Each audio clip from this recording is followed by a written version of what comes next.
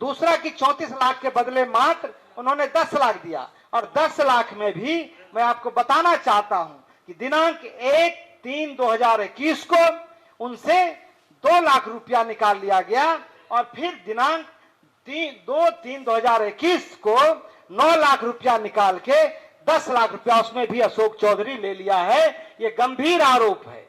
रुपया जमा किया लेकिन 10 दिन के बाद वो पैसा निकाल लेता है। चूंकि पैसा ये दिया था तो ये एक आरोप है, ये आप ले सकते हैं। ये बैंक का स्टेटमेंट है, स्टेट बैंक का।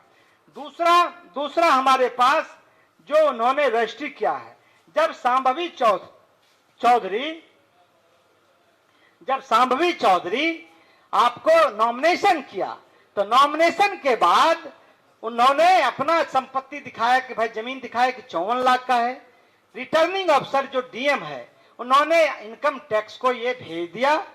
इनकम टैक्स ने इसकी जांच की और नोटिस किया कि भाई आप तो 10 लाख रुपया दिखाए हैं और ये जमीन 34 लाख रुपया से ज्यादा का है, तो ये पैसा कहां है, आप इसका जवाब दें। तब इन लोगों ने योगेंद्र दत्त से संपर्क करना चाहा तो योगेंद्र दत्त ने कहा कि भाई हम ये पैसा नहीं लेंगे, आप जिस समय देने का था उस समय दिए नहीं, अब आप जब इनकम टैक्स आपको कर रहा है तब आप दे रहे हैं। तब आपको अशोक चौधरी, चूंकि बैंक अकाउंट उसको मालूम था, तो दिनांक 27/4/2025 को अशोक चौधरी ने 25 लाख रुपया, मतलब शांभवी चौधरी ने 25 लाख रुपया योगेंद्र दत्त के खाते में जमा कर दिया है, जो पैसा आज भी है।